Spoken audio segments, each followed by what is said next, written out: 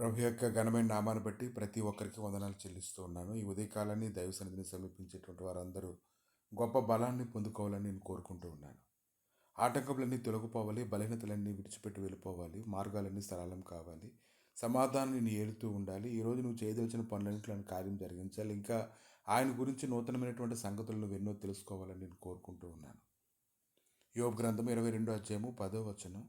కావుననే బోన్లు నిన్ను చుట్టుకొనుచున్నవి, ఆకస్మిక భయం నిన్ను బెదిరించున్నది. ఎందుకు అలా జరుగుతుంది? ఈరోజు ఉపదేశం మీద నువ్వు నమ్మకం పెట్టాలి. ఉపదేశం మీద నువ్వు నమ్మకం పెట్టినప్పుడు దారిలో ఉంచబడిన బోన్లన్నీ కూడా తప్పించబడతాయి.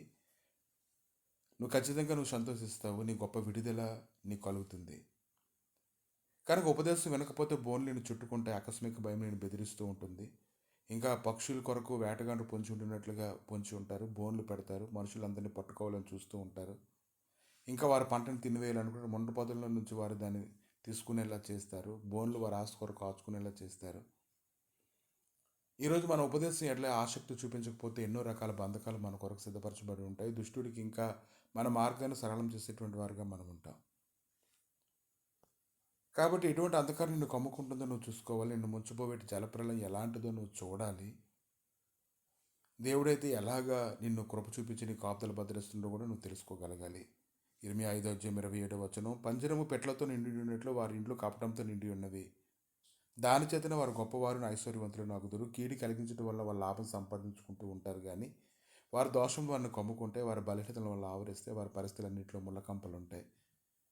వాటన్నిటిని దినాన్ని మనం చూడగలగాలంటే ఉపదేశం దగ్గరికి వచ్చి చూస్తూ ఉన్నప్పుడు మాత్రమే మనం ఎలాగున్నామో మనకు తెలుస్తుంది. మన కొరకు ఎవరైనా కీడి కలిగించాలని ఆలోచన చేస్తే, బలహీనపరచాలని ఆలోచన చేస్తే అవన్నీ నెరవేర్చబడిపోతూ ఉంటాయి. ఎందుకంటే మనం దేవుని స్వాధీనంలో లేకపోవడం వల్ల అవన్నీ మన జీవితంలో నెరవేర్చబడుతూ ఉంటాయి.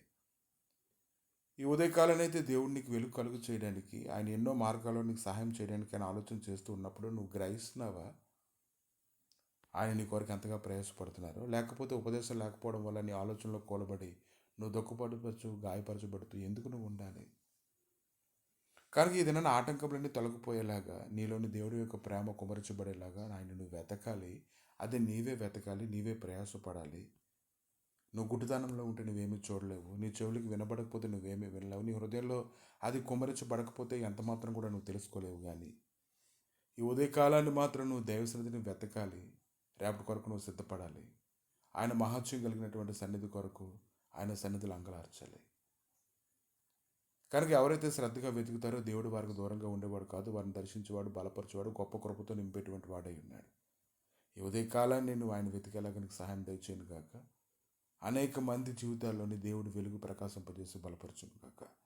ప్రభా, ఈ ఉదయకాలాన్ని నీ గాయపడిన హస్తాలకు అప్పగించుకుంటుండగా మీరే నడిపించి బలపరచు, కృప చూపి సమాధానం అనుగ్రహించు. నీ శాశ్వతమైన సన్నిధితో నింపి నడిపించి బలపరచమని, నీ గొప్ప కార్యములు నిరాటంకంగా జరుగునట్లుగా సహాయం అనుగ్రహించమని యేసుక్రీస్తు నామములు అడిగి వేడుకుంటున్నాము తండ్రి. ఆమేన్.